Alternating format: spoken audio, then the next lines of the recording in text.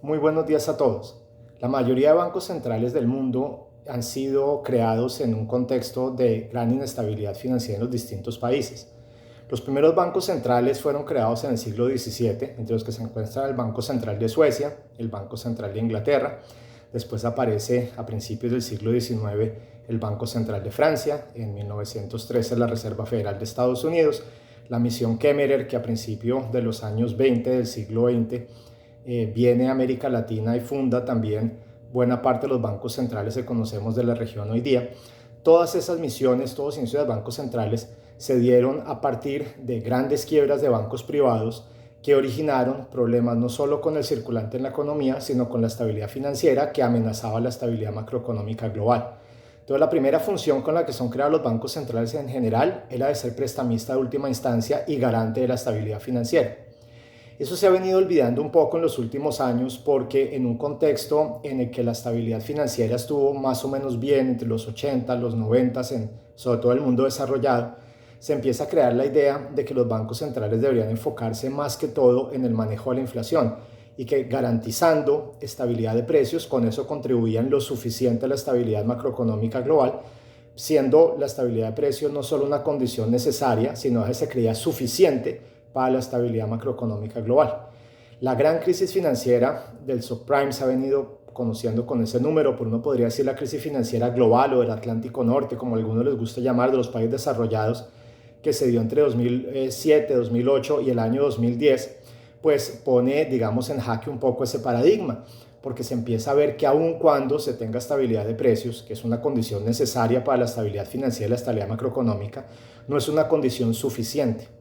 Y para poder entender por qué no, muchos economistas han recurrido a teorías keynesianas un poco distintas del neokeynesianismo o aparte del neokeynesianismo, que es como la corriente más ortodoxa del keynesianismo.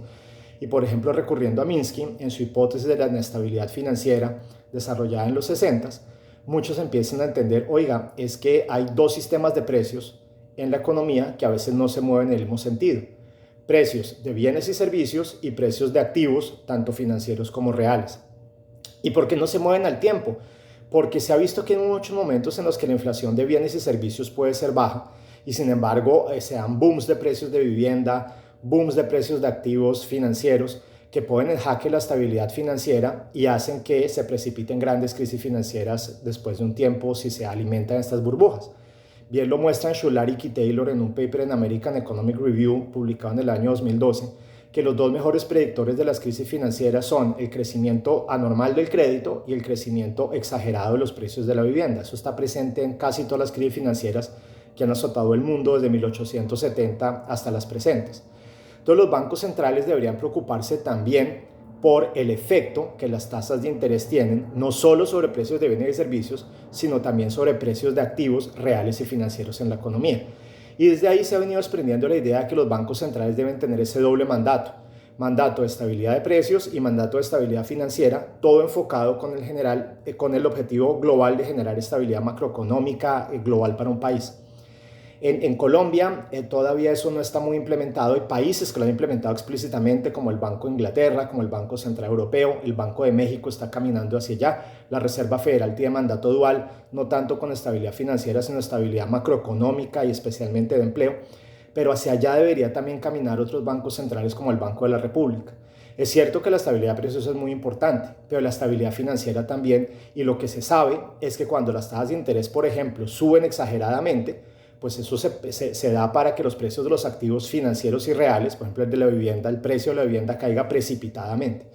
Igualmente, en momentos en que el Banco Central lleva una política monetaria muy laxa, se pueden alimentar procesos de surgimiento de burbujas en precios de vivienda, burbujas de crédito que después pueden desembocar en grandes crisis financieras. Entonces yo siempre he abogado, desde hace mucho tiempo para acá, que los bancos centrales tienen que enfocarse en ese doble mandato, estabilidad financiera y estabilidad de precios, que lo pueden y lo deben hacer porque está en su capacidad y está en el deber ser para una estabilidad macroeconómica global.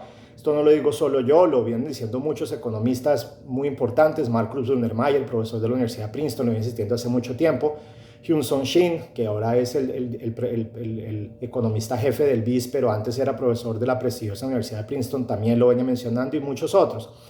Entonces, eso es un llamado para que ojalá se gane más interés en estudiar cómo lo financiero, lo monetario, las tasas de interés interactúan y cómo se ve un panorama más grande para poder enfocarse en estabilidad macroeconómica global y cómo los bancos centrales deben evolucionar, los que no lo han hecho del todo, como el Banco Central de Colombia, el Banco de la República, evolucionar es incorporar más el factor financiero dentro de sus objetivos de política para propender por una estabilidad macroeconómica global. Muchas gracias. En videos siguientes ahondaré más sobre diferentes puntos acá que quedan un poquito generales y los cuales quiero entrar con mucha más profundidad. Por favor, esperen los próximos videos. Gracias.